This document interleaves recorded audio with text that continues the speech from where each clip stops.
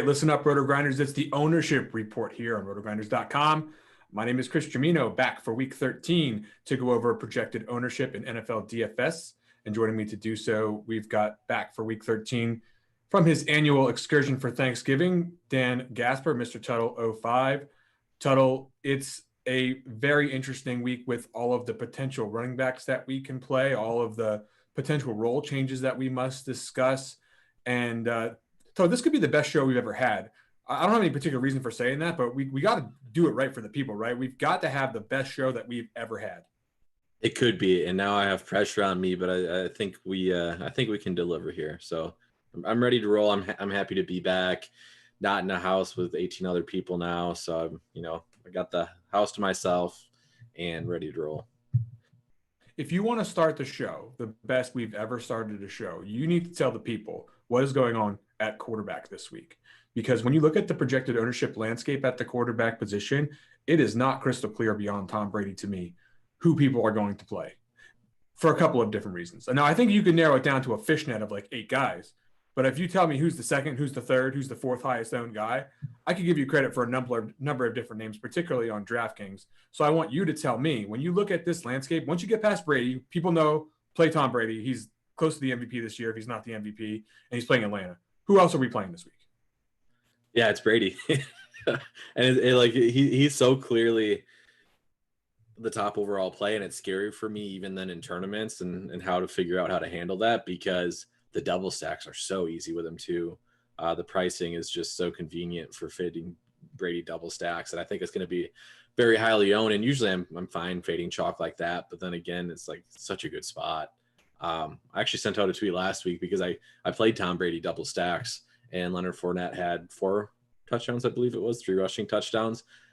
And that's typically that's so abnormal to what we see with this offense, because Brady just he wants to pad his stats. If they're up late in the game, he's going to throw the ball, and that's typically what we have here.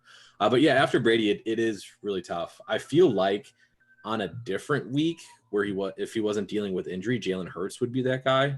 But he is dealing with injury. He's had a couple kind of meh performances over the last month. But I mean, it's the Jets, right? So I feel like on a different week, people would see the Jets. They would see Hurts, hopefully with some rushing upside against a really poor defense, and they would go that way. But it's not really shaping up that way. I think partially because he is fairly expensive now is why he's not going to get a ton of ownership. But I do feel like he's the guy that stands out to me as a guy that could soak up if people are feeling more confident about his injury than I am. I could see him getting some ownership, I guess. Yeah, when we go to the projections on Hurts, one of the problems with Philadelphia these days is we definitely know they want to run the ball. And we definitely know that when you sort of intermingle a couple of different offensive styles, that necessarily it's rare that the Eagles are going to find a spot where the plays are going to shoot up, where I think his prop is like 185 yards passing or something total. It's not an exciting passing game spot for Hurts. So usually you want to rely on his ability to run for touchdowns and to get rushing yards to pad his minimal passing production. And with the ankle injury, that's a little bit tougher to trust. And I think that that's a situation that we need to be monitoring going into lock, is making sure that he's even going to play. Gardner Minshew on standby took some first-team reps this week. Now, Justin Herbert is playing the Cincinnati Bengals, a spot we previously in past years would have said, okay, this is a pretty good place to get one of the best quarterbacks in the league. Not so fast.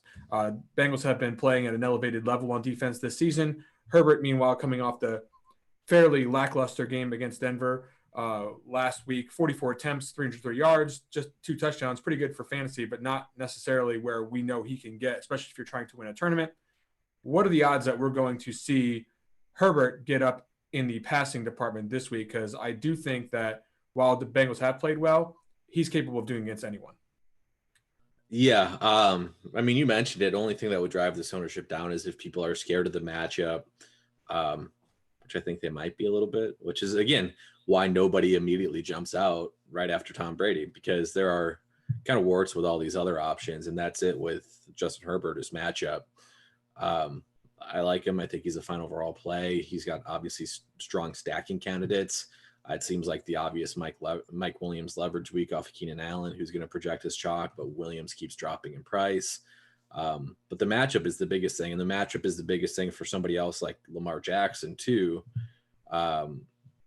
who, again, like a different week, different scenario, different team. Like usually we typically see Lamar Jackson closer to double-digit ownership, but the matchup's really driving that projected ownership down. But he's another guy that I'm kind of growing into a little bit more as the week progresses. Pittsburgh's defense has struggled a little bit as of late. Some of that is because of personnel issues with injuries. TJ Watt has been out. He's expected to play, but he's on the COVID list right now. But if TJ Watt is out for that game, I think they're still going to be out Joe Hayden. I think Lamar Jackson could be kind of a sneaky good play. And he could also creep up ownership wise, just because, again, after Brady, there's no clear way to go. So people kind of just flock to where they think the highest upside is. And Jackson obviously fits that bill. I think you will see it happen on some of the other sites. The ones particularly where you do not get a full point for reception for the wide receivers. So the stack points per dollar goes down a little bit. And not to mention the fact that there's no 300-yard passing bonus on either FanDuel or Yahoo. So, and again, pricing wise, 8,500. Not it's quite as hard to get to a 7.8 on DraftKings, where the pricing is just a little bit tighter these days. So I do think you'll see lower ownership on DraftKings for Lamar Jackson than on other sites. Now, Derek Carr is a player that nobody really falls in love with the idea of playing, but the problem is this week we've got an under $3,000 tight end that you can pair him with, as well as a wide receiver who gets a surprisingly consolidated volume of the work share. A guy who's like your size, Tuttle. So, I mean, quite frankly, Derek Carr is not somebody that we're going to get over the moon about. But when it comes to projected value, which DFS players do tend to gravitate towards these days, I think we're going to see some Derek Carr lineups out there this week. Yeah, for sure. The price is right. The stacking candidates are right. He's third in the league, I think, in total yards, or I think he might be leading the league in passing yards, to be honest with you. But I haven't looked that up lately. But he was leading the league, that's for sure. Yeah, and it's so some of this is like so hard to diagnose on a week-to-week basis. But I mean, Washington is very, very clearly better against the run than they are the pass. Like that's just how it is. Their defensive front is much better than their secondary. Teams typically throw the ball more often against them because of that, higher pass rates. So I fully expect a higher pass rate out of the Raiders here from a guy that's not afraid to sling it. Concentrated target tree, which is exactly what you look for. You can run it back if you think Deshaun Jackson's going to score a touchdown again. Go that way with some of your stacks.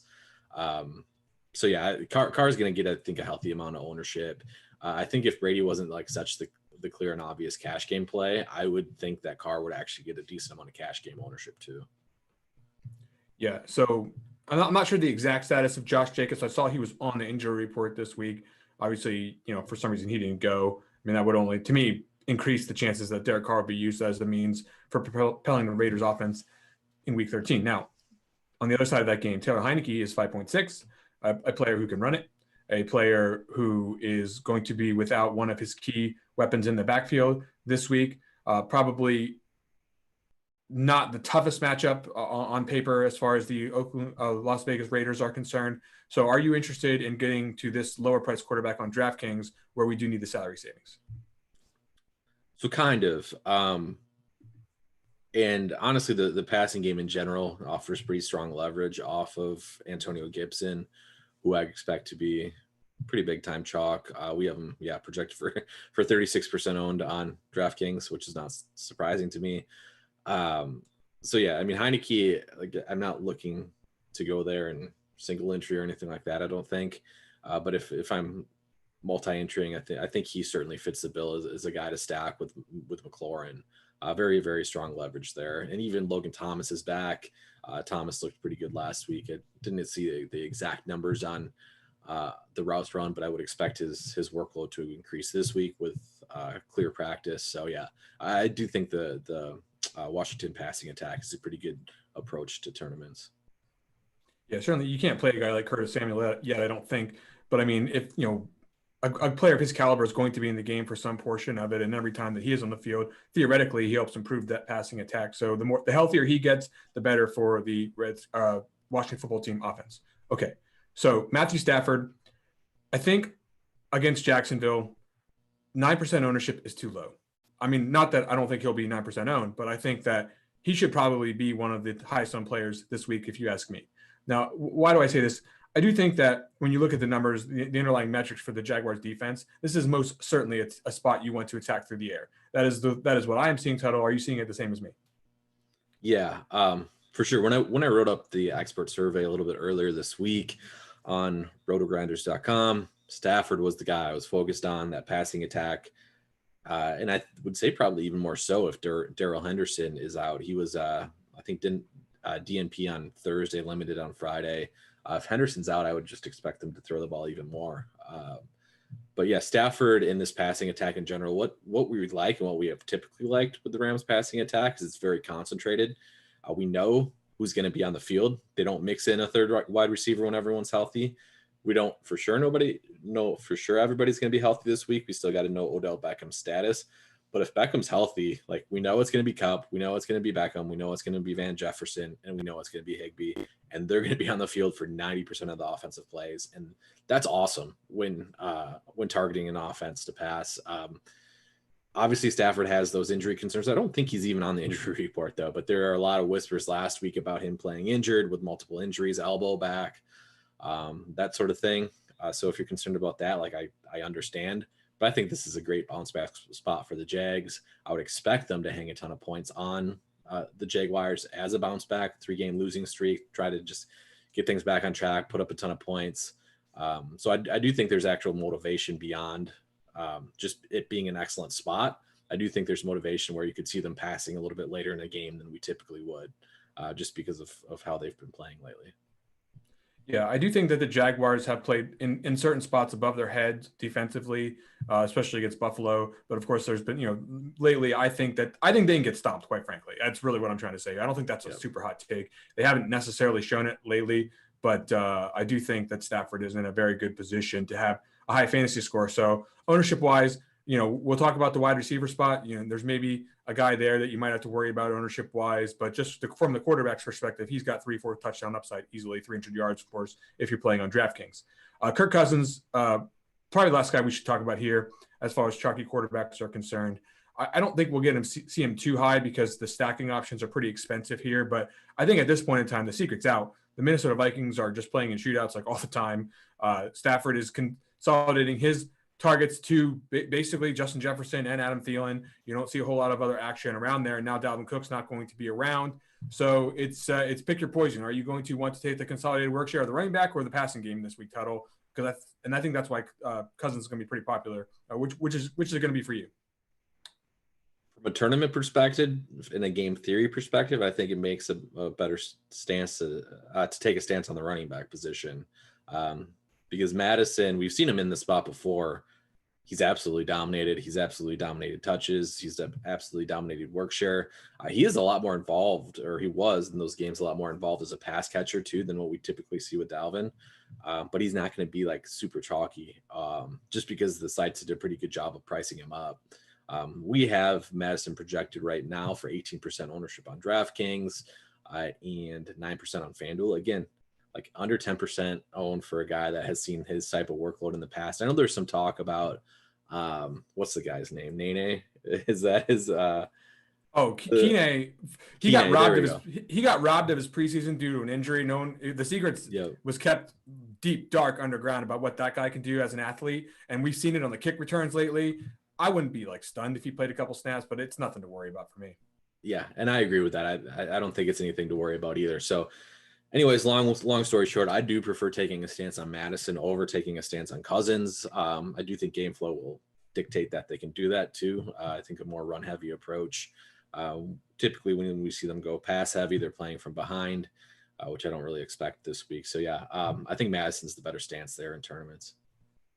Yeah, so moral of the story here at quarterback total is we've got Tom Brady, who should be pretty popular. I don't think he'll run away with it above 15% or anything like that. I mean, if he, maybe in some of your higher dollar contests, 20% tops. That's pretty high for a quarterback, but I don't think you're going to see anyone else really come into the range where we're making a strong decision about who to play based on the quarterback alone. Now, if you want to talk about that entire stack, we can get into that with some of these guys at the wide receiver position because there's not too many to go with. However, at running back, man, the folks at Thrive Fantasy this week setting the props at running back, they got the work cut out for them narrowing down who the stud players are going to be, because that's all you can play over at Thrive Fantasy Title. Come prop up with them this season, by the way. It's an esports and daily fantasy sports app. I just saw the founder at an esports speech this week in New Jersey at a conference, and these guys, they got it together. They know what they're doing. You're going to want to go over to Thrive Fantasy and eliminate the amount of research that you're doing on all these running backs. They're just going to do a focus group of 20 players. That's it, Tuttle. Pick and choose 10 out of those 20 players in terms of player props. So over, under, all those types of things that you're used to in the sports betting market, do it over at Thrive Fantasy to make a fantasy lineup of sorts. Each prop is going to be assigned a value for that over and under. You pick which way you think it's going to go, hit the most props, and you can rack up points to win your share of the prize pool. Go over, use promo code Grinders. When you sign up there, you'll receive 100% instant first deposit bonus match up to $250 plus 2 free $20 contest tickets. You'll get that with a $10 deposit. But if you deposit $100 to $499, you'll get 4 of those tickets. If you deposit $500, you'll get 6 of those tickets. So go download the Thrive Fantasy app on the App Store or the Play Store. Visit the website, thrivefantasy.com. Sign up and prop up today. The prop on Antonio Gibson total is something like 71 rushing yards, which I think is under debate for a couple of different reasons. Number one, is Antonio Gibson going to take the entire role in this offense? Is he going to be both the early down running back and the third down pass catching back? Or are they going to do what they said in the media and use Wendell Smallwood, who has exactly 2 snaps in 2 seasons? There's some players out there, Tuttle, who have more COVID contractions than snaps as Wendell Smallwood in the last 2 seasons, and yet people are out there saying that he's going to be the passing down back for the Washington football team. They got Jared Patterson, who people say can't catch passes, yet in preseason he caught passes. So what are we doing here, Tuttle? Are we going to see the 71 over hit for Antonio Gibson? I think so. And I do think you'll see him more involved as a pass catcher. Like he was a wide receiver in college, right? Like this is his skill set. And there was a lot of talk preseason about him being much more involved as a pass catcher. So I'm not too worried about these other reports. I mean, it's important to remember McKissick's injury didn't happen until late last week, like late in the fourth quarter on one of their final drives. And Gibson still just dominated touches up to that point, dominated workload up until that point. And whoever is filling in for McKissick is not going to have nearly as big of a role as him. So yeah, I'm completely fine with eating the Gibson chalk on this one. We talk about every week how when you're eating chalk, it's typically better to do it with a heavy volume running back, because there's just less ways for them to fail typically. Not to say it's not going to happen this week, but I like Gibson a lot. It's going to be tough not to play him at this price point. Yeah, it is certainly, it's going to be an interesting situation to say the least here for the football team running back situation. And I think that playing Antonio Gibson at high ownership in tournaments is acceptable, albeit, I'm more on the conservative side as far as how they'll treat the situation. People want to say, oh, they promised a Christian McCaffrey workload for this guy. Well, look what happened to Christian McCaffrey. Look what happened to Derrick Henry. I'm not, I think the coaches they're going to find rest spots for their players. And I think Gibson is not necessarily going to just be out there for 90% of the touches like a lot of people think. Still makes him a great play, though, with his current projection at 5,700 on DraftKings. Now, Eli Mitchell. This is a guy who had some targets last week. The knock on him is that he doesn't get a lot of passing game work. Plenty of rushing share, though. Can you pay $6,000 in tournaments for Eli Mitchell at high ownership? Probably. This is why it's like the running back position is so tough for me this week. You say he's probably not going to get 90% of the touches when talking about Antonio Gibson, right? And then we show Elijah Mitchell. Granted, Debo stole some of those away, and now Debo's gone. So who knows what they're going to do with those Debo touches that are vacated, and Debo was stealing all the touchdowns too. I will say, I think Eli Mitchell's workload is fine. Like I'm not scared of it. I don't think it's at a threat. I think he's a good play. Of the two, between Gibson and Mitchell, I think there are more paths to Mitchell's workload getting cut into than Gibson. which is probably seems like a crazy take because we've seen Mitchell have a pretty secure workload, but they still do have Jeff Wilson. We've seen it before. We've seen them treat their running backs in much more of a timeshare in the past. I know that hasn't been the case this season, and it's very possible I'm just being stubborn with it. And again, I think Eli Mitchell's a great play. I'm not concerned about his workload to the point where I'd be fading him. Just when comparing the two, I think they're fairly comparable between Gibson and Mitchell. And I personally would be less surprised if like Jeff Wilson came in and stole 2 touchdowns than if Jared Patterson came in and stole 2 touchdowns. I think Hasty's lurking too this week. So, they've got a couple of backs back there that are pretty good. I don't have a bad thing to say about Eli Mitchell coming and played well so far, other than I think there's plenty of options this week. So it's a little bit difficult for me to want to play multiple high-owned running backs in the same lineup this week when one of the players on DraftKings doesn't really traditionally get used in the passing game all that much. So a little bit bearish on Mitchell for the tournament landscape. Now, Jonathan Taylor, I think we're bullish on him. I think everyone is. He's 9,200 though, 10.5 on FanDuel. People are still finding a way to get there as far as I'm concerned. The question is, are they doing it enough? Real quick, because you caught me by surprise, and I wasn't even aware JaMycal Hasty was back this week. I think it was just announced yesterday. Like that's something that is something we have seen. I mentioned before with Eli Mitchell that we haven't seen his workload cut into. The one time that we have, it's been JaMycal Hasty being a third down back. So I think for sure we're going to be seeing Hasty used as a third down back at the least, and there's other potential to his work share getting cut into. Now going back to Jonathan Taylor, he's interesting, and figuring out his ownership on a weekly basis is so difficult because he does have the box score lurkers, but then also he draws this amazing matchup. I do think FanDuel, he's a little easier to fit in. You're not like playing Cooper Kupp and Jonathan Taylor together in the same lineup on FanDuel. You technically can. I've found some ways to do it with James O'Shaughnessy at tight end. So I do think Taylor will be a little bit higher owned on FanDuel specifically. And I'm going to get it wrong no matter what I say with Jonathan Taylor. He's going to smash no matter at this price. I think it's a logical fade in tournaments at high expected ownership. But I've said that in the past, and he has a 5 touchdown game in him within the last few weeks. And it's the spot where you would not be surprised to see that type of performance again, because it's such a good spot for him. But I do think the logical play in the game theory play would be to go underweight or fade him. But man, and I will say that's larger field talk with game theory. If you're playing single entry and you just want to lock up 20 Jonathan Taylor points and move on, go for it. That's fine. There are a couple of situations that I'm going to equate to Jonathan Taylor from Sports Pass. But prior to DFS, let's say do you remember a guy by the name of LaDainian Tomlinson? So people probably at that point in time would have been like, oh man, LaDainian Tomlinson's 11K. We can't play him every week, and he scores 4 touchdowns. Then fast forward. Remember a gentleman by the name of Russell Westbrook, when when he woke up and was scoring 50 fantasy points a game, his price was getting to astronomical levels. People was like, oh, you can't keep playing Westbrook at this price. Just cramped down everyone's throat time and time again. Now, more recently, there was the Le'Veon Bell situation. I think it was Bell and David Johnson one season where, once again, every single week, price is going up. They can't keep doing it, cramming it down everyone's throat. I feel like Jonathan Taylor's in that spot right now. He's such a huge part of this offense. He's got a great matchup this week. I think it's just a mistake to just look at the price point and what we know about the majority of players in daily fantasy. Say, no, you can't play this guy because of high ownership and the fact that running backs traditionally just tend to have ebb and flow up and down weeks.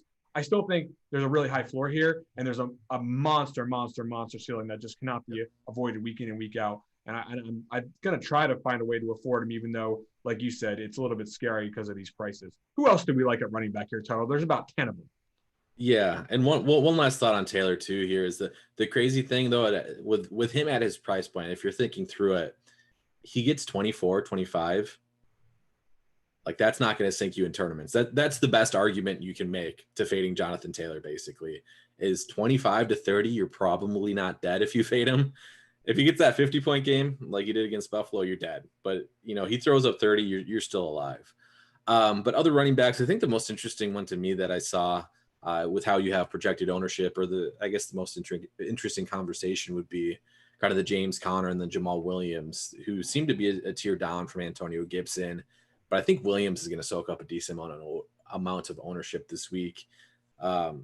And I think he's going to be higher owned than James Conner. I don't say it confidently. Conner's kind of old. He's kind of tired. I think if people are like me, they're tired with him. He's performed okay as chalk the last few times he's been chalk. Obviously should benefit from Kyler Murray expected to be back this week, which would fit Conner a little bit. But the matchup is seemingly better for Jamal Williams. So I kind of think Jamal Williams will leapfrog Conner at a lower price point in terms of ownership. And I do think Conner's probably the guy that I'm fading of the higher owned low price running backs. But that's the interesting conversation to me, is where Madison's ownership comes out, Jamal Williams. Because if Jamal Williams comes in as the 4th, 5th highest owned running back, then yeah, I'm fine with my stance on him currently, which is I'm playing him in a lot of my lineups. Yeah, I think the problem is just because pricing's done so well as usual, you're not going to be able to fit every single thing that you want in a lineup. So it's going to force you down into start to considering Jamal Williams and James Conner. And if you're coming off Gibson and Mitchell at all, which the ownership does imply is going to happen quite a bit of the time. I mean, you're going to have to go to guys like Conner and Mitchell, or Conner and Williams down here. It's not as easy to get to 7.6 for Alexander Madison and Leonard Fournette. So I do think that you'll see ownership on Conner. You might be right that it could be Williams that's ahead of him, but I still nonetheless do think that people will find a way to play Conner at some reasonable percent based on the projection that he's seeing this week against the Bears. Now, once you get past Leonard Fournette, I think, who I have a roughly 15% owned right now, I think it starts to get a little bit sketchy as to whether or not people will actually click the button. Are people going to click the David Montgomery button, Tuttle? Are people, if Henderson is acting, are people going to click the Henderson button against Jacksonville? Are people going to be able to afford Joe Mixon at 8.1? These are the questions that I have. What say you? Yeah, the Mixon Ekeler, I don't think you can afford. And any other slate, they'd be strong plays, and they'd be strong tournament plays. I would be playing Mixon over Ekeler personally in lineups if going that route. Some of the other guys you mentioned, nobody likes playing David Montgomery. He's still the guy. I think he's a fine play. I think he's a fairly comparable play to a lot of these other higher owned guys. So I think that's an interesting pivot. He's not as exciting, but I do think he's a fairly comparable play. Saquon Barkley is a guy that I wrote up on the expert survey. I actually replaced him with a bit of a spicier take, because I didn't think the Barkley take was spicy enough. But Barkley was a guy that I had written up as a strong tournament option, and I still think that's the case. We saw his workload increase last week. We've seen him involved as a pass catcher. The matchup's fine on paper against Miami. Like any other week, if we thought we were going to get 15 to 20 touches out of Barkley in this spot, he'd probably be, double digit ownership, and that's just not going to happen this week. So yes, I mean, that's the crazy thing about this week. We do have pretty good overall plays that are going to come in under 10% ownership. Myles Gaskin, another one of those guys. The guy can't get yards, but he can score touchdowns. And now Phillip Lindsay's out of the equation. I think he's listed as doubtful. Lindsay did eat into his workload a little bit last week, but we've seen in the past, they don't really want to run Salvin Ahmed. They don't really want to run Patrick Laird.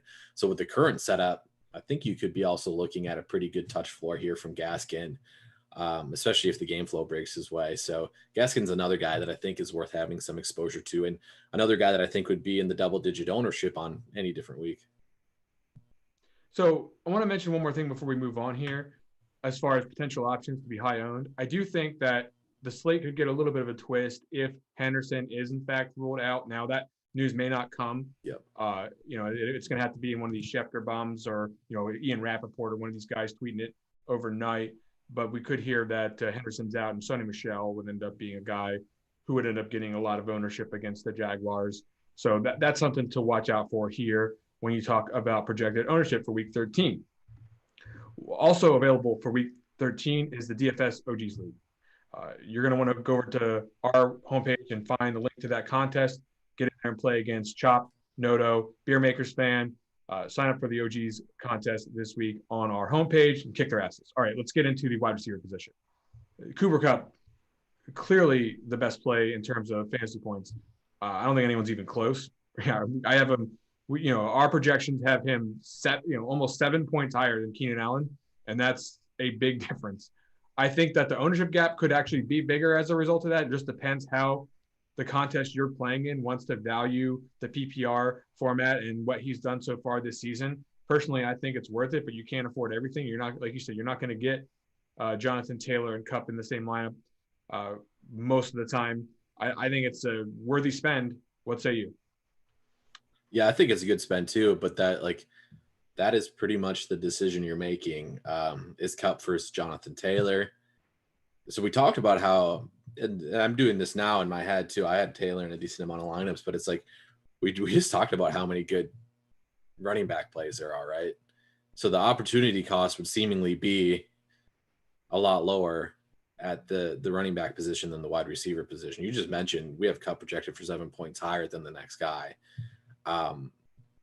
So I do think it's one of those spots where you probably just have to be like, hey, I'm going to like Jonathan Taylor, he's going to ruin me, but I'm going to fade him and I'm going to go heavy on Cooper Kupp. I'm going to go heavy on these lower owned running backs that are still really good plays on any other week.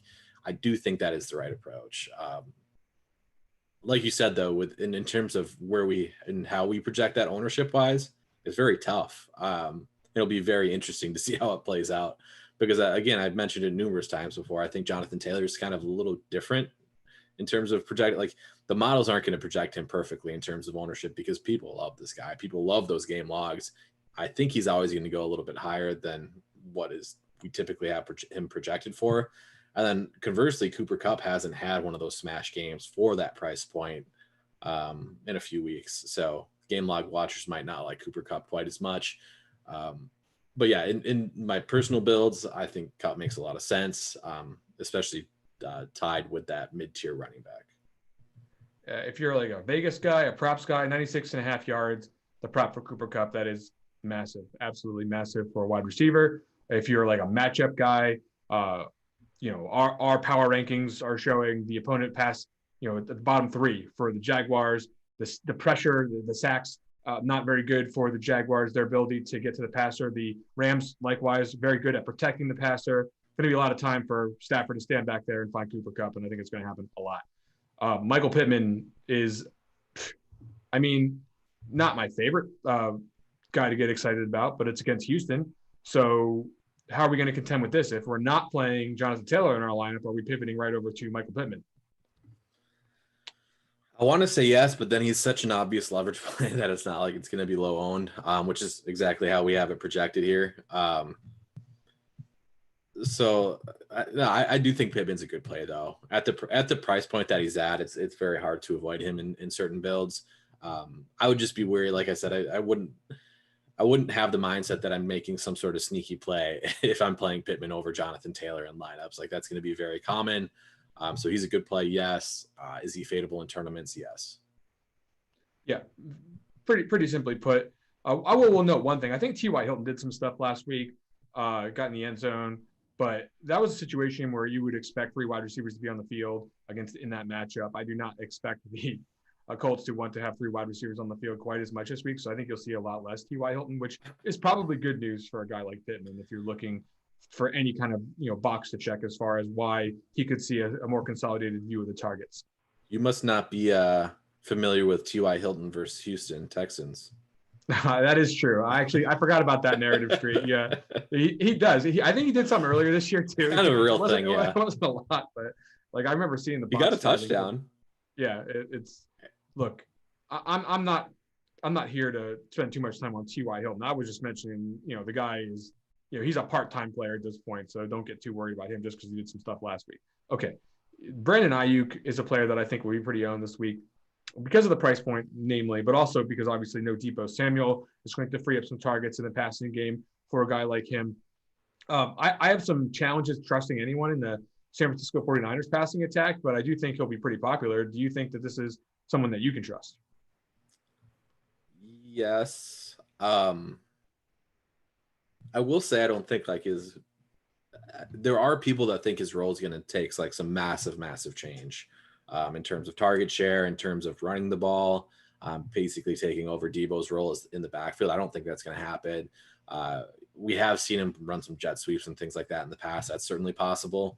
But I don't think he's going to all of a sudden start taking running back snaps like Debo did. I think that was a Debo himself sort of thing. I think he's a strong play. Of the guys that we have projected up here in terms of ownership, he's the guy that I would be least surprised at putting up some sort of goose egg.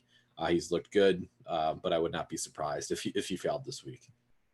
Yeah, I have some trust issues with this game environment in general. I'm not so sure if the 49ers versus the Seahawks is going to yield a shootout for tournaments, but that doesn't necessarily mean that I couldn't get there with some consolidated work share. It's just, it's not something I'm falling in love with the ownership starting to creep up on him. Hunter Renfro, another player that I struggle when I see high ownership because I do see production lately. That's on one hand, right? We do see since we lost Henry Ruggs, since now with Darren Waller out, we are seeing target share. But the problem is we're not really seeing like through the ceiling kind of fantasy performances for this guy.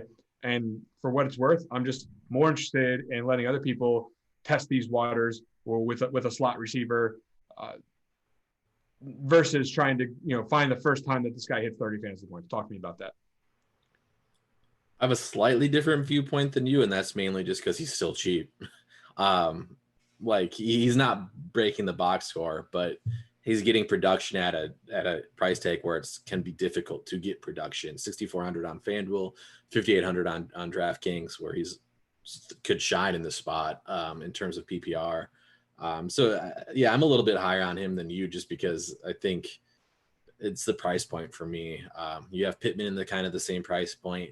T. Higgins, who's a lot more boom and bust, different profile type of receiver than Hunter Renfro. Same with Mike Williams, who's much more boom or bust. So he probably doesn't have, like, if you're looking at the tails of it, like his area is much more concentrated in the middle.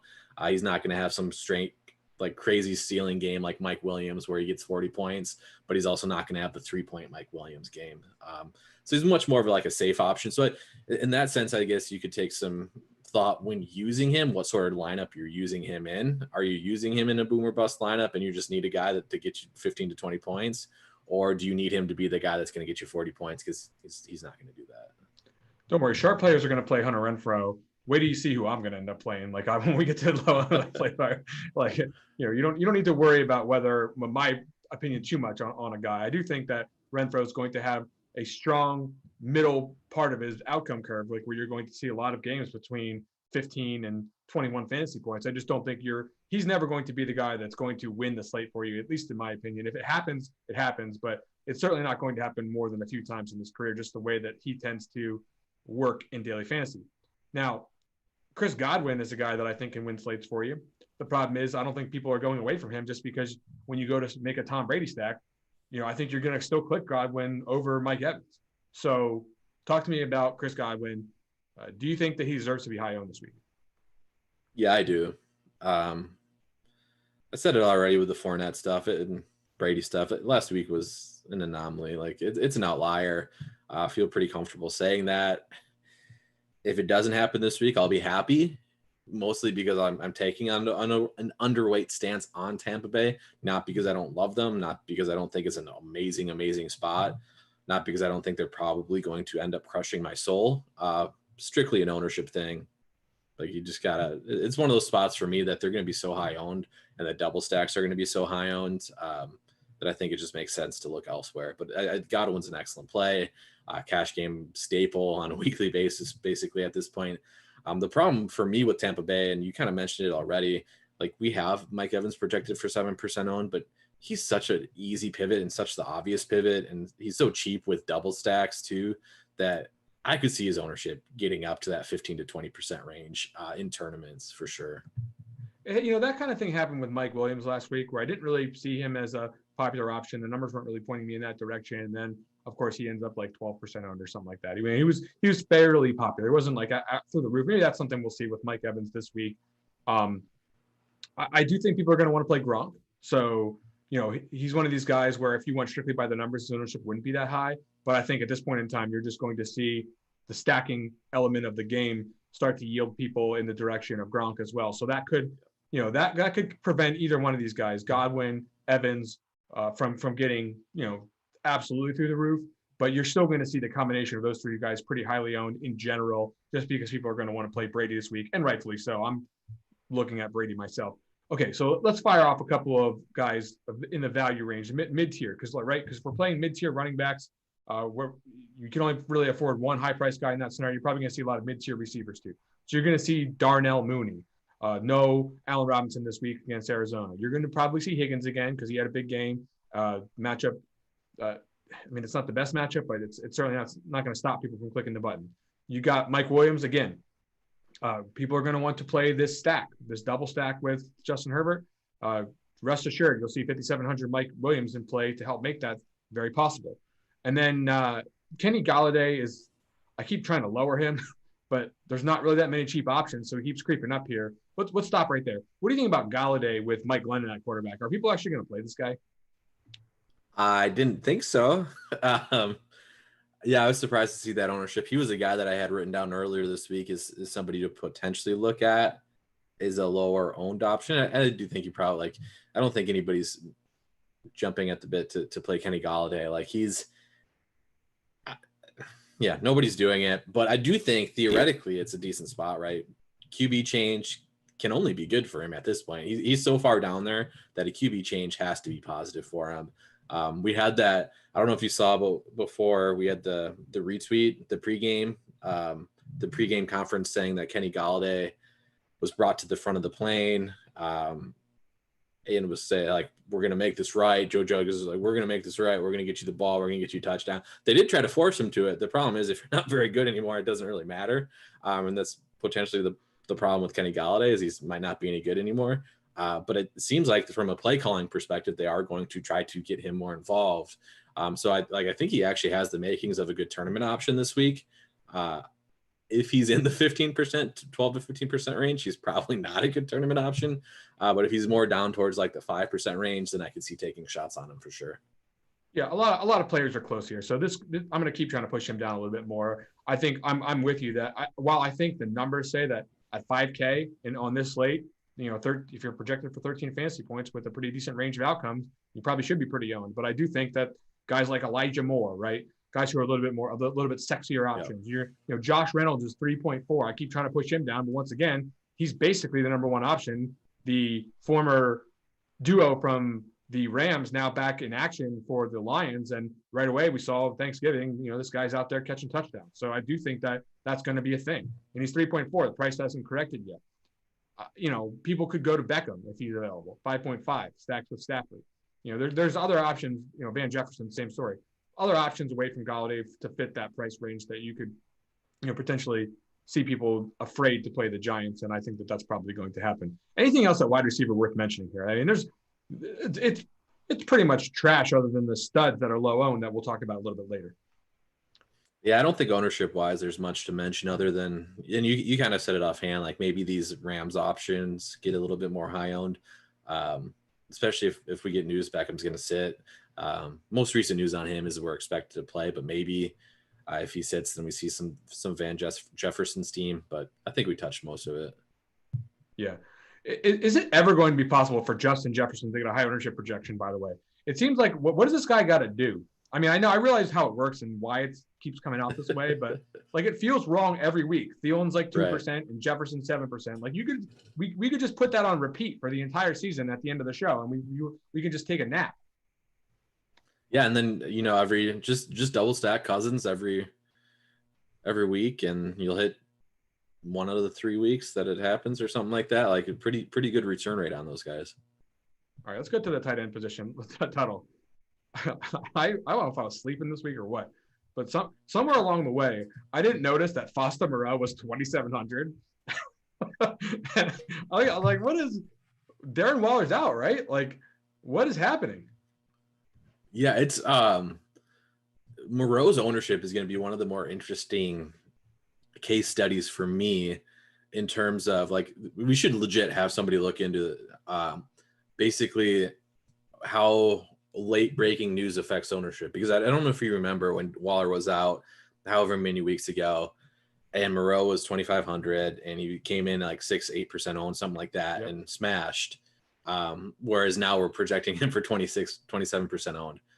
So I do think it's actually a pretty interesting case study on how when you have a whole week to think about it and you have a whole week of people touting a person, how much that affects ownership, because he is going to be significantly high owned.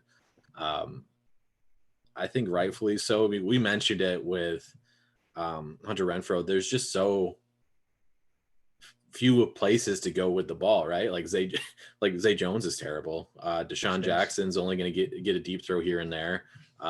There has to be somebody that's going to get targets other than Hunter Renfro. So for 2,700, he's going to project well and he's going to be chalk. There are paths to failure, obviously, which makes this position pretty interesting in terms of ownership then, because, we do have some fairly high upside options. Gronkowski, you have highlighted as a guy that's going to be coming at ownership. But for me, George Kittle,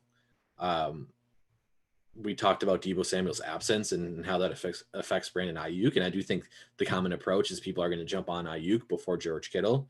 But give me Kittle in this spot as leverage off of Aiyuk. Give me George Kittle in the spot as leverage off a cheap tight end that might not do anything. I think Kittle is one of the best leverage plays on the slate. Yeah, unless you're playing on FanDuel where he's like 6,300. Yeah, he'll be on and there. Just like, sure. Yeah, he'll be. Yeah, okay. So let's not get crazy on FanDuel. I mean, people are going to play George Kittle. You didn't just.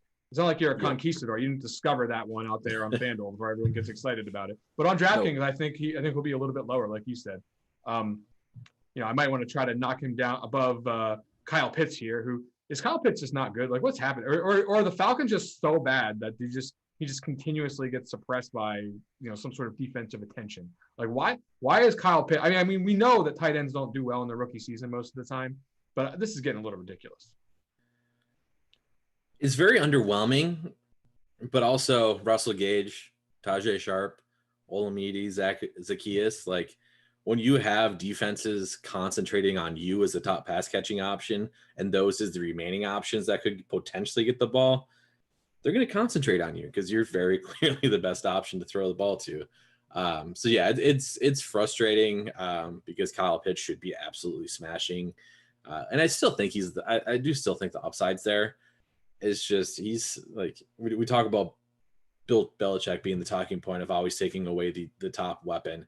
When you're the only weapon on offense other than Cordarrelle Patterson, like Cordarrelle Patterson's obviously a weapon, but when you two are the only guys, it's pretty easy to game plan to take you guys away. Yeah, someone should tell these people about Cordarrelle Patterson if they're taking away Kyle Pitts. Like, I mean, not that it's really mattered. The Falcons stink, although they have more wins than I thought. Yeah, they're surprisingly have 6 wins or something. It's like, how? I'm like, yeah, I rarely look at the standings. I'm so busy looking at daily fantasy, but man, that took me by surprise. Okay, talking about Gronk, people are playing him. Are people going to play Cole Kmet? Like, this is another guy. The guy gets like 20% targets every week. What's he got to do to get attention? Yeah, and I don't think he will get ownership. I mean, I think probably pretty close to what you have him projected at. And he stands out as a better play on DraftKings. But yeah, he was targeted so much last week, and I think he'll continue to be targeted because kind of similar to what we just talked about with Moreau and then even Pitts, like there's no other place to throw the ball in this offense other than Darnell Mooney. So Mooney and Kmet are going to continue to get a ton of the targets. I think Marquise Goodwin's out again this week. Like they're running bodies out there at this point. So yeah, Kmet's going to see a ton of targets. Darnell Mooney's going to see a ton of targets, and Kmet is a good way to get some leverage off the Moreau chalk as well. I think at very meaningless $900. Like, you can make that work pretty easily on DraftKings this week. Here's how this is going to go. You're going to see Kmet with 7 catches for 75 yards in between the 20s, and then touchdown Jimmy Graham. Here we go. Let's get it going. He's so annoying. And they try to force feed him the ball in the end zone too. They got to get those Jimmy Graham touchdown looks. Remember, I think someone will probably mention he used to play basketball 20 years ago. That's the thing. If your tight end played basketball, just make sure to mention it every single season of their career, and then you'll be good. Okay, let's get to the defensive position total real quick. Look, on DraftKings, there's not a lot to love. It's all over 3K. You got the Raiders at 2,800, I guess. I don't know. We're not finding the punt defense like last week, right? It's going to be pretty spread out. Yeah, and I'm trying to. I've mentioned it a few times this week, the expert survey. I think I might have put none for favorite cheap defense on DraftKings, because they're just like, it's very hard to find anything under the Dolphins that makes for a good play. So I do think because of that, we might see a little bit higher ownership than what we typically would in this price range, which again is what you have projected. We like the top 4 defenses in terms of ownership are all 3,300 or above, and I think that is going to be the way it plays out. Yeah. So again, when you talk about defense in daily fantasy, you're really looking to avoid super concentrated spots, especially those that are expensive. We don't see a ton of those. It's really going to be a spread out situation. So personally, I like the Eagles quite a bit here. I think Zach Wilson stinks, quite frankly. Do think that he's the type of player who can make a lot of mistakes against a defensive line that can get a lot of pressure. So the Eagles are looking pretty attractive to me, albeit you got to pay up if you want to get there on DraftKings. Tuttle, I've reached out to the Nielsen people, the people who rate internet podcasts, and we are not having the best show ever. So what we're going to have to do is circle back here. And first, we have to do what every podcast does and remind people to like and subscribe. But go ahead and smash the like button on YouTube. Go ahead and subscribe to your podcast feed. That is the way that you can help both yourself and us out, us in the form of interaction on the social media, and you in the form of great information delivered right to you with alerts every single day. Okay.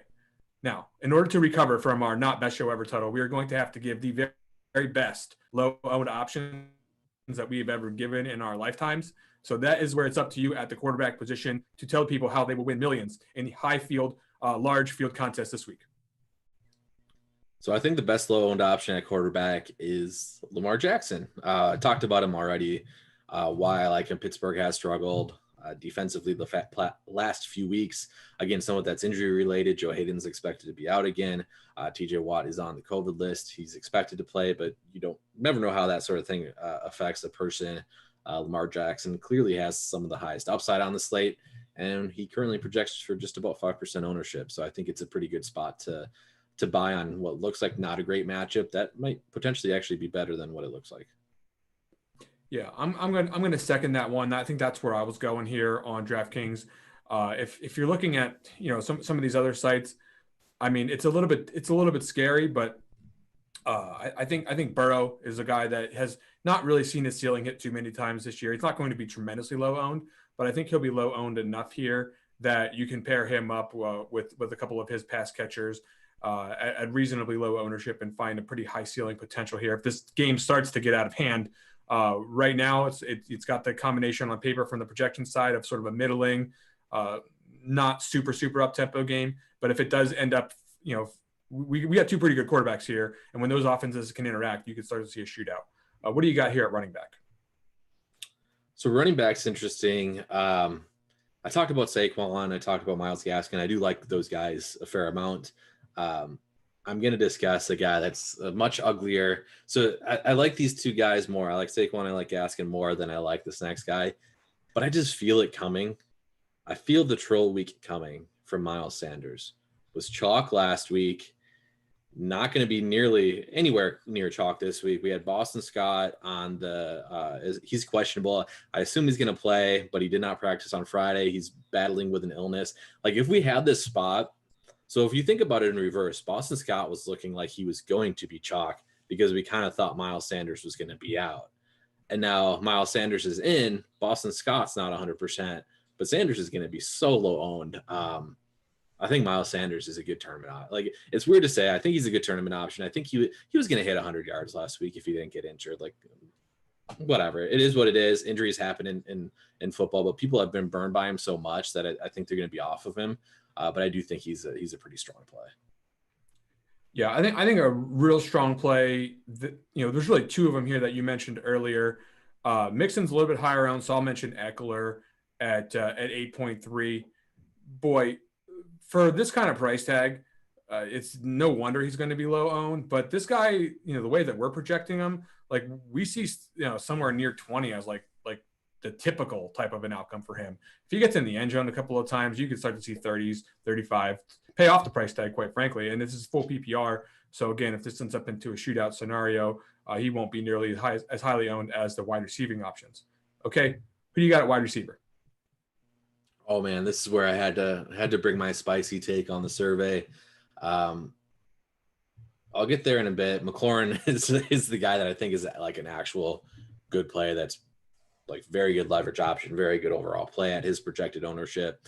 The guy that it takes a bit more of a leap of faith to get on the bandwagon on, and that's because Big Ben's driving the bus, is Chase Claypool. If Big Ben was not quarterback, I would love this play. Baltimore allows the most, or they have given up the most throws or completions of 20 plus yards in the league. I believe that number is 51. They allow a lot of big plays downfield, which is kind of where Claypool shines. But again, he has such a noodle arm quarterback throwing the ball that's not guaranteed to happen. But he has obviously stepped into a bigger role with Juju sideline, playing every down now. He's seen 17 targets over the last couple of weeks. He gets some action on the goal line from end arounds, things like that. So I think he does have some trick floor built in with him as well. But yeah, I think Claypool is my extra spicy 1% take of this week. Yeah, I've got a couple of choices here at wide receiver. I think personally, what probably is the better play is you go ahead and find some of your favorite top projected running backs and go ahead and stuff those in your lineup, and then get some lower owned guys at the wide receiver position. Okay, so Jamar Chase, he's not going to be high enough owned. Go ahead and play him if you can afford him. If you are willing to stomach the idea that Russell Wilson could wake up and do absolutely anything, DK Metcalf at 6.7 is underpriced compared to what he is perfectly capable of. I do like Metcalf quite a bit here in this particular situation, merely because we just haven't seen him anywhere close to what his capabilities are in several weeks. And I think people forgot about him, quite frankly. Okay, so Marquise Brown is going to be relatively low owned. If you want to go ahead and try to find a Lamar Jackson lineup, or even quite frankly, just play him by himself, I think that he's a candidate to have extreme consolidation of targets, and the Steelers will be without Joe Hayden yet again this week. And now I've got an absolutely disturbing take title. I promised I was going to be terrible and I was going to give you a fish play of all fish plays. Well, if Jalen Hurts is going to be busy, absolutely not running the ball this week because of his ankle, and you've got a Jets team that isn't necessarily the best on defense, and the Eagles offensive line could give Jalen Hurts time to throw, isn't it about time for a Quez Watkins bomb? He's 3,600 on DraftKings, and if you're playing one of these mega field tournaments looking to make a Jalen Hurts stack, I submit to you Quez Watkins could get out there and get in the end zone on a big play. Just one will probably do the job if he gets up getting a couple of targets. I think that's probably what you'll need to win a tournament. I certainly think it's in the cards. Not the best play, but something that I think is far from impossible. Got a tight end? Kittle's the guy for me on DraftKings. Mentioned he's not going to be overlooked on FanDuel, so don't think you're going to get him at low ownership there. But I think he's one of the best leverage plays on the slate on DraftKings. And he is the only guy that I had written down. Yeah, I think that's a perfectly solid take here on DraftKings. Boy, it's tough out there, but I'm going to go ahead and mention two guys that I think are really good football players that are not going to have ownership. Mark Andrews, again, situation where even if we start to see him creep up into 3, 4, 5% range in Lamar Jackson stacks, which I don't think is going to happen on DraftKings, quite frankly, he can have monster games. And I think that is arbitrage on a very consolidated tight end position this week. Also, TJ Hawkinson, boy, the Vikings tend to have these games, Tuttle. If the Lions are actually able to move the ball at all, and people are all over Jamal Williams, the touchdowns go to Hawkinson. You might be glad you paid 5.2 for him and giving yourself a much different roster construction than everybody else. Folks, that is going to do it for the ownership report in week 13. I wish you the best of luck in all of your contests. For Dan Gaspar, Mr. Tuttle of 5, I'm Chris Gimino. We'll be back again in week 14. Go win something.